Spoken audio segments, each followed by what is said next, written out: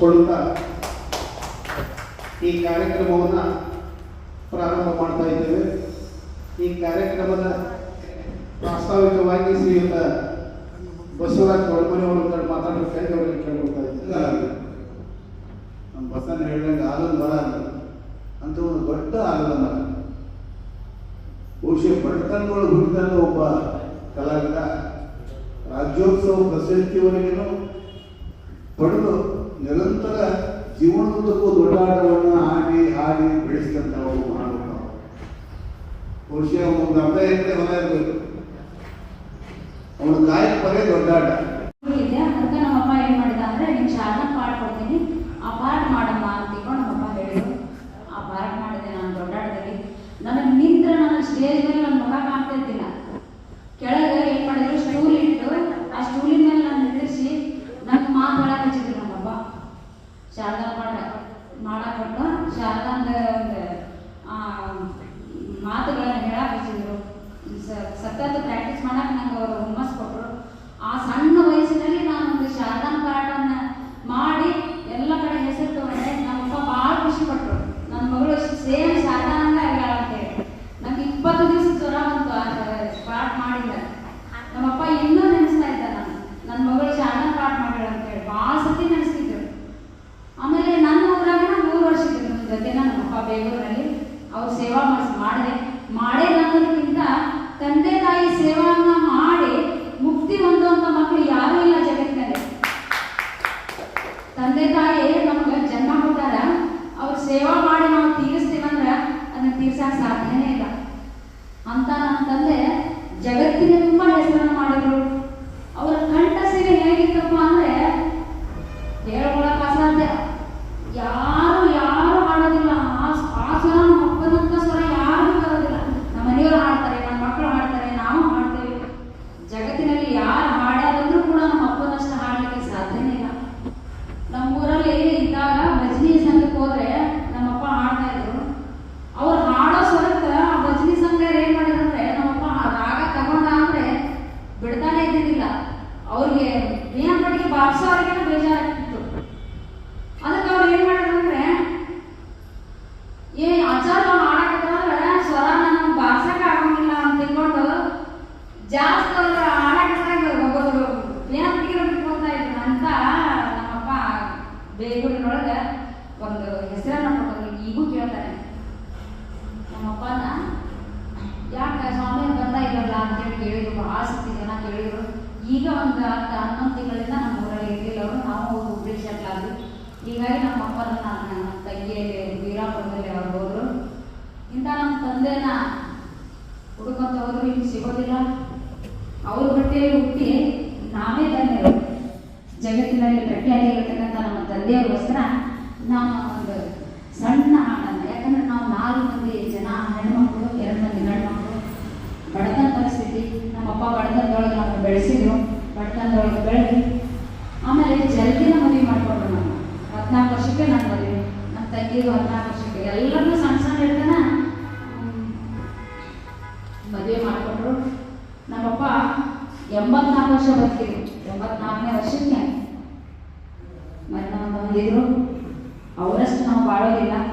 ಆದರೆ ಅವರ ಸಹಿ ನೆನಪು ಎಲ್ಲ ಸ್ಥಳಗಳು ಕೂತ್ಕೊಂಡು ಈ ಒಂದು ನುಡಿಯನ್ನು ನನ್ನ ಅಪ್ಪನಿಗೋಸ್ಕರ ಮಾಡೋದಕ್ಕಾಗಿ ನನ್ನ ಹೃತ್ಪೂರ್ವಕ ಧನ್ಯವಾದಗಳನ್ನು ಅರ್ಪಿಸುತ್ತಾ ನಮ್ಮ ತಂದೆಯವ್ರಿಗೋಸ್ಕರ ಒಂದು ಸಣ್ಣ ಜನಪದ ಗೀತೆ ಹಾಡ್ತೀನಿ.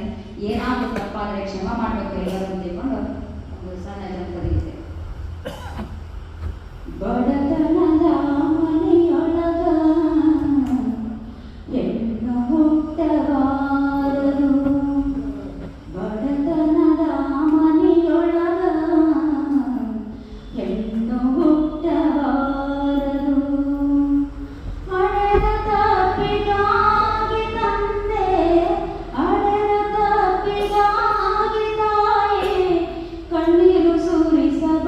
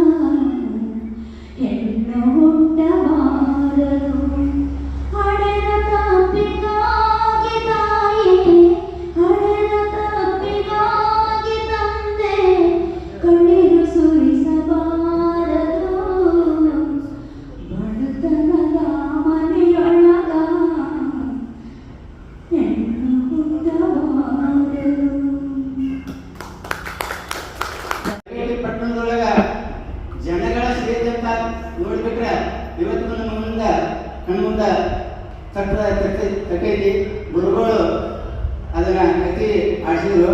ಅದಕ್ಕೆ ದೊಡ್ಡ ಬೆಲೆ ಐತಿ ಅಂತ ನಾವು ತಿಳ್ಕೊಂಡು ನಮ್ಮ ಊರೊಳಗೆ ಹೋಗಿ ಐರಾವಣ ಮೈರಾಣ ಹಗರೈತಿ ನೀವು ಬಸ್ತಾಗ ಆಡೋದ್ರಿಂದ ಚಲೋ ಆಕೈತೆ ಅನ್ನುವಂಥ ಒಂದು ಇವ್ರ ಗುರುಗಳ ಮಾರ್ಗದರ್ಶನ ಕೊಟ್ಟರು. ಹೋಗಿ ಹುಡುಕಾಡಿ ಬಂಸಂತದೊಳಗೆ ಒಂದು ಕೈಬರದ ಒಂದು ಕಥೆ ಇತ್ತು. ನಮ್ಮ ತಾಲೂಕಿನೊಳಗೆ 4 ಜನ ಹಾರ್ಮೋನಿಯಂ ಮಾಸ್ತರ್ ಅದಾರ. ಅದು ನಮಗೊಂದು ಹೆಮ್ಮೆ ವಿಷಯ. ಅನೇಕ ಹಿರಿಯ ಕಲಾವಿದರಿದ್ದಾರೆ ನಮ್ಮ ತೋಟಗಟ್ಟಿ ಸರ್. ನಾವು ಈ ಕಲೆ ಒಳಗೆ ಸದಾ ಬಂದಂಥವ್ರು. ಆದರೂ ನಮ್ಮನ್ನು ಜೊತೆಗೂಡಿಸಿಕೊಂಡು ಇಂಥ ಕಲಾವಿದರ ಒಂದು ನುಡಿ ನಮನ ಕಾರ್ಯಕ್ರಮವನ್ನು ಮಾಡ್ತಾ ಕಲಾವಿದರನ್ನ ಪರಿಚಯ ಮಾಡಿಕೊಡ್ತಾ ಮತ್ತು ಅವರು ಈ ನುಡಿ ನಮನ ಕಾರ್ಯಕ್ರಮ ಮಾಡೋದ್ರಿಂದಲೇ ನಮ್ಗೆ ಗೊತ್ತಾಗಿರೋದು ಅಂತ ದೊಡ್ಡ ಕಲಾವಿದರು ಹೇಗಿದ್ರು, ಯಾವ ರೀತಿ ಇತ್ತು, ಏನಿತ್ತು ಅನ್ನುವಂಥದ್ದು ಪ್ರಶಸ್ತಿಗಳ ಒಂದು ಏನು ಗೊತ್ತಾಗೋದು ಅಂಥ ವಿಚಾರಗಳನ್ನ ಇಟ್ಕೊಂಡು ಇವತ್ತಿನ ಕಾರ್ಯಕ್ರಮವನ್ನು ಮಾಡಿದ್ದಾರೆ. ಅವರಲ್ಲಿ ಮತ್ತೊಮ್ಮೆ ಅಭಿನಂದನೆಗಳನ್ನು ಸಲ್ಲಿಸ್ತಾ ಮುಂಬರುವ ದಿನಮಾನಗಳಲ್ಲಿ ನಾನು ಆಗಲೇ ವಿಚಾರ ಮಾಡಿದೆ, ಹೇಗಾದರೂ ಮಾಡಿ ಒಟ್ಟು ಒಂದು ದೊಡ್ಡ ಕಲೆಯನ್ನ ಅಡವೈಯಚ್ಚವರ ಸ್ಮರಣಾರ್ಥಕವಾಗಿ ಮುಂಬರುವ ದಿನಮಾನಗಳಲ್ಲಿ ಮುಂದಿನ ವರ್ಷಕ್ಕೆ ಜನವರಿ ಫೆಬ್ರವರಿ ಮಾರ್ಚ್ ಒಳಗೆ ನಮ್ಮ ಗಂಗಯ್ಯ ಬಸವರಾಜ ದೊಡ್ಡಮಠ ಸರ್ ಅವರು, ತೋಟಗಟ್ಟಿ ಸರ್ ಅವರು ಎಲ್ಲರ ಸಹಕಾರದಿಂದಕ್ಕೆ ದೊಡ್ಡಾಟ ನಾಟಕವನ್ನು ನಾವು ನೀವೆಲ್ಲ ಪ್ರದರ್ಶನ ಮಾಡೋಣ ಅಂತಕ್ಕಂಥ ಮಾತನ್ನು ಹೇಳ್ತಾ ವೇದಿಕೆಯಲ್ಲಿ ಮಾತನಾಡೋ ಅವಕಾಶ ಮಾಡಿಕೊಡ್ತಕ್ಕಂಥ ತಮ್ಮೆಲ್ಲರಿಗೆ ವಂದಿಸಿ ನನ್ನ ಎರಡು ಮಾತನ್ನು ಮುಗಿಸ್ತೀನಿ. ಆಹಾ ಎಲ್ಲಿ ಜೀವ ಅಲ್ಲ ನೀವು ಹಾಡಿದ್ರಿ, ಆಹಾ ಎಲ್ಲಿ ಜೀವ ಎಲ್ಲರೂ ನಿನ್ನ ಮೇಲೆ ಬಾಳ ಜೀವ, ಆಹಾ ಎಲ್ಲಿ ಜೀವ ಎಲ್ಲರೂ ನಿನ್ನ ಮೇಲೆ ಬಾಳ ಜೀವ, ದೇಹದ ದೇಗುಲ ದೇವರು ನೀನೆ ಎಲ್ಲರೂ ಪೂಜಿಪ ಆತ್ಮವು ನೀನೆ, ದೇಹದ ದೇಗುಲ ದೇವರು ನೀನೆ ಎಲ್ಲರೂ ಪೂಜಿಪ ಆತ್ಮವು ನೀನೆ, ಕಣ್ಣಿಗೆ ಕಾಣಲವ ನೀನೆ ಚಂದ್ರ ಬಾಳಿನ ಚಂದಿರನೆ, ಯಾರಿಗೂ ನೀನು ಸಿಕ್ಕಿಲ್ಲ ಸಿಕ್ಕರು ನಿನಗೆ ಬೆಲೆ ಇಲ್ಲ, ಕ್ಷಣ ಕ್ಷಣದಲ್ಲಿ ನೀ ಕುಣಿ ಕುಣಿಯುತ್ತಲಿ ಕಣ್ಣಿಗೆ ಕಾಣಲೆ ಹೋಗಲ್ಲ. ಮಂಟಪದಲ್ಲಿ ಅರವಿನಾಲಯದ ಮಂಟಪ ಮನೆಯೊಳಗೆ, ಅರವಿನಾಲಯದ ಮಂಟಪ ಮನೆಯೊಳಗೆ ಪರಶಿವನ ಕಂಡು ಬೆರಗಾದೆ, ಹಕ್ಕಿಗೂ ಬಿಟ್ಟ ಮೇಲೆ ಗುಡಿಯೇನೋ ಬೆಳಗಿವೆ,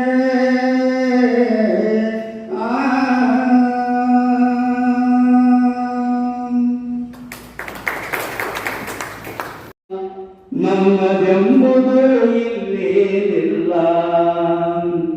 ದೇವರ ಮನೆಯಿದು ಈ ಜಗವೆಲ್ಲ, ಬಾಡಿಗೆದಾರರು ನಾವುಗಳೆಲ್ಲ, ಇಷ್ಟೇ ದಿವಸ ಇಷ್ಟೇ ವರ್ಷ ಎಷ್ಟಾದರೊಂದು ದಿನ ಹೋಗಬೇಕಲ್ಲ.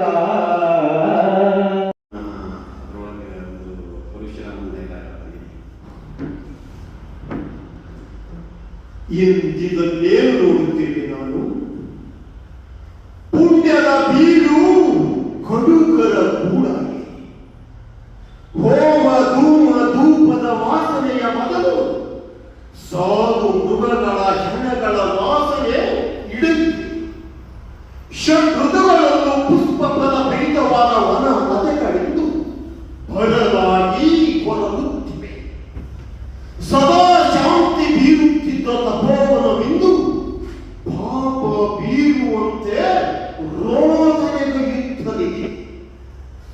ಆವ ಮಹರ್ಷಿಗಳ ಆಜ್ಞೆ ಇಲ್ಲದೆ ಸೋಮ ಸೂರ್ಯನ ಉದಯಾಸ್ತರಾಗುವುದಿಲ್ಲವೋ, ಆವನ ಕಸ ತಿನ್ನುವನ ಜೀವಿಗಳು ಸಾಯಲು ಪ್ರಾತಃ ಕಾಲ ಸ್ಮರಿಸುತ್ತಿದ್ದರು, ಆವನ ಧರ್ಮಾಜ್ಞಿಸುವನೇನು ಸಂತಸದಿ ಸೇವೆಗೈಯುತ್ತಿರುವಳು, ಆವನ ತನ್ನ ತಪಸ್ಸಾಮರ್ಥ್ಯದಿಂದ ಇಚ್ಛಾ ಮರಣಿಯು ಶಾಂತಾನುಗ್ರಹ ಸಮರ್ಥನೂ ಆಗಿರುವಳು. ಅಂತಹ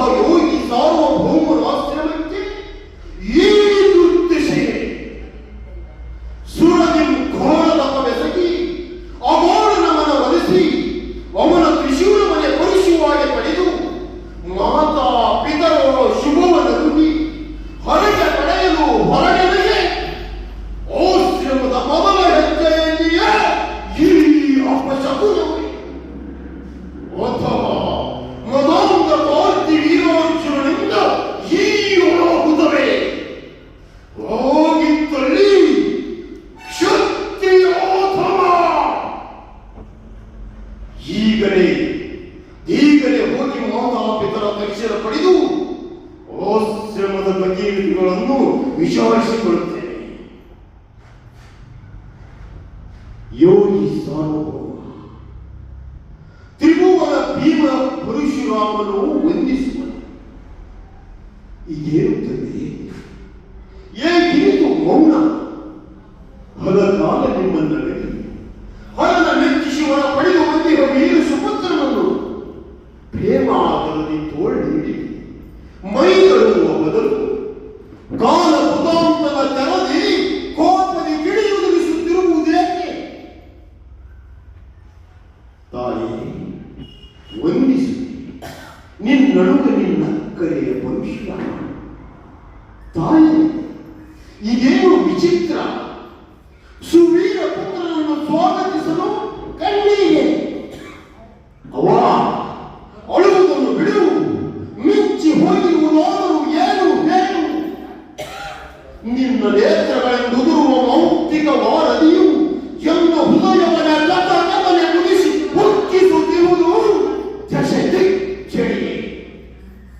ಅವ್ವ, ಯಾರಿದೆಯ ನಾಮಕ? ದಾನವರಿಂದಲೋ ಮಾನವರಿಂದಲೋ ಇಲ್ಲ ದೇವತೆಗಳಿಂದಲೋ ಹೇಳುತ್ತಾರೆ. ಅಂದೊಮ್ಮೆ ನೀನಿನ್ನೂ ಸುಳ್ಳಿನಿಂದ ಪರಬ್ರಹ್ಮನಿಗೆ ಮೀರಿದ ಶಕ್ತಿಯೂ ನಿನ್ನಲ್ಲಿಲ್ಲವೆಂದು ಹೇಳಿದೆಯಲ್ಲ. ಇದೋ ಆ ಸುಳ್ಳನೆ ತ್ರಿಸುಳಿಯಾಗಿ ಅವನ ತ್ರಿಶೂಲವನ್ನೇ ಪರಶುವಾಗಿ ಪಡೆದು ಬಂದಿಯನ್ನು ನೋಡು. ನಿನ್ನ ವಾತ್ಸಲ್ಯಮಯ ಕರಗಳಿಂದ ನನ್ನ ಶಿರವನ್ನೇ ವಹಿಸಿ ಆಜ್ಞೆಯು ತೋರಿಸುವೆ ಭೀಮ ಪರಾಕ್ರಮ. ಹೊರಸು ತಾಯಿ ಎನ್ನೊಡಲು ಬಿಗಿಯುತ್ತಿದೆ, ಇನ್ನು ಸೈರಿಸೆನು. ನಿನ್ನಾಜ್ಞೆಯನ್ನು ಪಾಲಿಸಲು ವೀರತೆಯು ಹೂಂಕರಿಸುತ್ತಿದೆ. ಉಸುರು ತಾಯೇ ಉಸುರು. ಉಸುರಲೆಲ್ಲ ಉಸುರಿಯೇ ನಿಂತು ಹೋಗಿದೆ ಕಂದ ನಿನ್ನ ಎತ್ತವರ ವಿಷಯ. ಓ ಅರಿತೇನೀಗ ಎಂತಪ್ಪ ಆಜ್ಞೆ ಕೊಡುತ್ತಿದ್ದರೆ ಇನ್ನೂ ಅವಶ್ಯವಿಲ್ಲ. ಏನು ಬ್ರಹ್ಮಾಂಡದಲ್ಲಿ ಬೆಳೆವ ನಕ್ಷತ್ರಗಳನ್ನೆಲ್ಲ ಪಾಠದಲ್ಲಿ ಪಡೆದು ನಿನ್ನ ಪಾದ ರಕ್ಷೆಯಾಗಿ ನಿಲ್ಲಿಸಲ. ಸೂರ್ಯ ರಶ್ಮಿಯಾಗಿ ಚೂಡಿಸಿ ನಿನ್ನನ್ನೇ ಮನೆಯಾಗಿ ನಿಲ್ಲಿಸಲ. ಬ್ರಹ್ಮಾಸನದಲ್ಲಿ ನಿಮ್ಮನ್ನು ಮೂರ್ತಿಗೊಳಿಸಲ. ವಿಷ್ಣು ಚಕ್ರವ ಪಡೆದು ಶೇಷ ತಂತ್ರವ ಮುರಿದು ತ್ರಿಭುವನ ಪಟ್ಟದಟ್ಟಲ ಪ್ರಳಯ ರುದ್ರನ ಪಣಿಗಳನ್ನು ತೀರ ಸಪ್ತ ಸಾಗರವ ನೀಠಲ ಆಜ್ಞೆ ಕೊಡುತ್ತಿದ್ದರೆ ಧನ್ಯವಾದಗಳು. ರೀತಿಯನ್ನು ನೋಡಿದರೆ ಮೋಸವೇ ಪಾಂಡವರ ವೃತ್ತಿಯ ನಿರ್ಬಂಧದಲ್ಲಿ ಕಾಣಿಸುತ್ತಿದೆ. ಹೌದು, ಮೋಸವೇ ವೃತ್ತಿ, ಅಧರ್ಮವೇ ಆಸ್ತಿ, ಅಕೃತವೇ ಸಂಪತ್ತು, ಅನ್ಯಾಯವೇ ಖುಷಿ. ಗಂಗಾ ಗರ್ಭಸತ್ಯಾದ ಪರಶುರಾಮನ ಪ್ರೀತಿ ಶಿಷ್ಯನು, ಸಕಲ ಶಸ್ತ್ರಾಸ್ತ್ರ ಕದವಿದ್ದ ಕಲಾ ಕೋವಿದನು, ಗುರು ಪಾಂಡವ ಕುಲವೃದ್ಧನು, ಭರತ ವಂಶ ಶ್ರೇಯೋಭಿಲಾಷಿ, ನಿಷ್ಕಳಂಕ ಬ್ರಹ್ಮಚರ್ಯದ ದೀಕ್ಷಾ ಸಂಪನ್ನನಾದ ಭೀಷ್ಮಾಚಾರ್ಯರನ್ನು ಶತಸೈನ್ಯಾಧಿಪತಿಯನ್ನಾಗಿ ಮಾಡಿದ್ದು ಬರೀ ಮೋಸದಿಂದಲೇ. ಅಹೋ ಅರ್ಜುನ, ಮಹಾಭಾರತ ಯುದ್ಧ ವೇದಿಕೆ ನಾನೇ ಕಾರಣವೆಂಬ ಸಪ್ಪೂರ್ತಿ ನಿನ್ನ ತಲೆಯೇ ನಿಂತಿದೆ. ದೇವೇಂದ್ರವರ ಪ್ರಸಾದ ಸಂಜಾತ ಶಕ್ತಿ ದುರಹಂಕಾರವು ನಿನ್ನ ರಕ್ತದಲ್ಲಿ ಹರಿಯುತ್ತಿದೆ. ಕೌಂಡವ ದಹನ ಸಮಯ ಅಗ್ನಿಯ ಸಂಪ್ರಾಪ್ತ ಅಕ್ಷಯ ತೋರಣಗಳ ದಾಟಿ ವಾಸಿಸಿರುವ ಮಧವು ಮತ್ತೇನು ನೋಡುತ್ತದೆ? ಭೀಷ್ಮ, ದ್ರೋಣ, ಕರ್ಣ ಇಂದ್ರಾದಿ ಶಕ್ತಿವಂತರಿಗೆ ನಿನ್ನ ಗರ್ಭವೇ ಇನ್ನು ನಿನ್ನ ಬಿಟ್ಟ ಹಾಗಿಲ್ಲ. ಇಂದ್ರಕ್ಕೆ ರಾತ್ರಿಯಲ್ಲಿ ಪರಮಶಿವನನ್ನು ಮೆಚ್ಚಿಸಿ ಪಾಶುಪಥವನ್ನು ಪಡೆದ ನಿನ್ನ ದುರಾಭಿಮಾನಕ್ಕೆ ಸರಿಯಾದ ಗುಣಪಾಠವನ್ನು ನಾನು ಕಲಿಸದಿದ್ದರೆ ನಾನು ಚಿತ್ರಾಂಗದ ದೇವಿಯ ಮಗನೇ ಅಲ್ಲ. ಪಾರ್ಥ, ಯಾವ ತಿಳಿದ ಅಕ್ರಮರಿಗೂ ಧರ್ಮರಾಜನು ಜೂಜಿನಲ್ಲಿ ಬಂದ ದ್ರೌಪದಿ ದೇವಿಯನ್ನು ಪಣಕ್ಕಿಟ್ಟಿದಾಗಲೇ ನಿಮ್ಮ ಶೌರ್ಯ ಜಗದ್ವಿದಿತವಾಯಿತು. ಗುರುವಿದ್ದ ಬಂಧು ಬಾಂಧವ ವೃತ್ತಿ ಮಾತ್ರ ಸಾಮಂತ ಪೂರ್ವಜನ ಸರ್ವನ ಸಮಕ್ಷಮದಲ್ಲಿ ದುಶ್ಯಾಸನನು ದ್ರೌಪದಿ ಬಗ್ಗೆ ಕೂದ ಹಿಡಿದು ಸೀರೆ ಹೇಳಿದ್ದವರಿಗೆ ನೋಡಿಯೂ ಕಣ್ಮುಚ್ಚಿಕೊಂಡಾಗಲೇ ನಿಮ್ಮ ಪರಾಕ್ರಮ ಜಗದ್ವಿದಿತವಾಯಿತು. ಬಹುಗೆ ನರ್ತನ ಶಾಲೆಯಲ್ಲಿ ನಪುಂಸಕನಾಗಿ ಹೆಂಗಸರಿಗೆ ನಾಟ್ಯ ಕಲಿಸಿದಾಗಲೇ ನಿಮ್ಮ ಗಂಡಸುತರ ಬೆಳಗಾಗಿ ಬಿಟ್ಟಿದೆ. ಪಿತೃದೇವ, ಸಮರೋತ್ಸಾಹದಿಂದ ನನ್ನ ರಕ್ತವು ಬಿಸಿಯಲ್ಲಿ ಕುದಿಯುತ್ತಿದೆ. ಮನೆಯ ಶಸ್ತ್ರಾಸ್ತ್ರ ಪ್ರಯೋಗದಿಂದ ಪ್ರಾವೀಣ್ಯ ಪಾಠವನ್ನು ನೋಡಿ ನೀನು ಶ್ರೇಷ್ಠನಾಗಲಿ. ಸಮಸ್ತ ಧರಣಿ ಮಂಡಲ ಹೈಕಟ್ಟನ್ನು ಗೆದ್ದ ನಿನ್ನ ಪರಾಕ್ರಮವು ನನ್ನ ಶಕ್ತಿ ಯುಕ್ತಿಗಳನ್ನು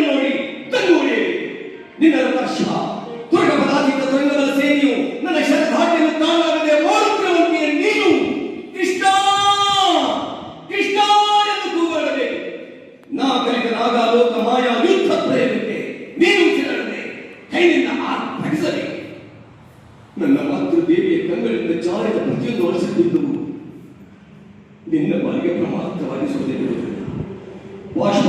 ಪಾಶುಪಾಲಮಾಸ್ತ್ರ ಮಂತ್ರಗಳನ್ನು ನಿನ್ನ ಸ್ಮೃತಿಯಿಂದ ದೂರ ಮಾಡುತ್ತೇನೆ.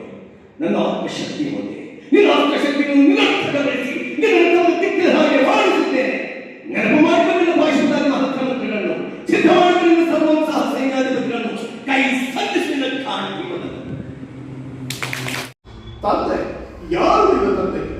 ಪರಶುವನಿಂದ ಪಾಶುಪತಾಸ್ತ್ರವನ್ನು ಪಡೆದ ಪರಮವೀರ, ಕಾಂಡವನನ್ನು ಅಗ್ನಿಗೆ ನಿವೃತ್ತಿ ಮಾಡಿ ಕಾವ್ಯವನ್ನು ಪಡೆದ ಗಂಡುಗಲಿ ಈ ಪಾಠ ಕೇಂದ್ರ ವಿಚಿತ್ರವಾದ ಮಾತುಗಳನ್ನ.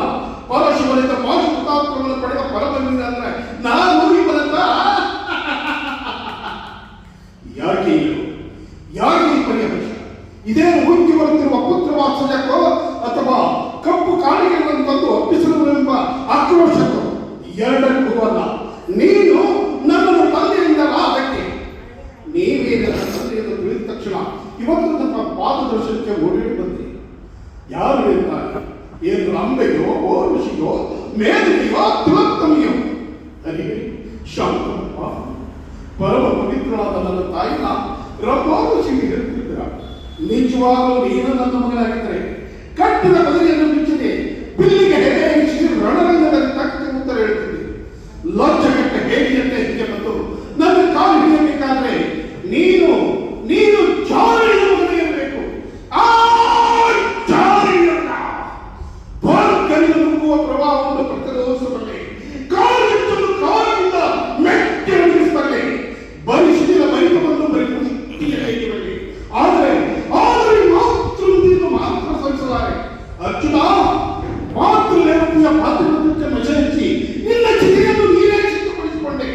ಇನ್ನು ನಿನ್ನ ರಕ್ಷಣೆಗೋಸ್ಕರ ತ್ರಿನೇತ್ರನ ಊರುಗಳನ್ನ ತೆರೆಯಲಿ, ತ್ರಿವಿಕ್ರಮ ಸುದರ್ಶನ ಬರಲಿ, ನಿನ್ನ ಸಕ್ಕಿನ ಮಾತುಗಳಿಗೆ ಉತ್ತರ ಹೇಳಿ, ನಿನ್ನ ಮುಂಡಗಳನ್ನು ತುಂಡರಿಸಿ ರಣಚಂಡಿ ಗೌರವ ನೀಡಿದ್ದರೆ ನಾನು ಚಿತ್ರಾಂಗದಿಯ ಮಗ ಬಬ್ರುವಾಹನಲ್ಲ. Thank you.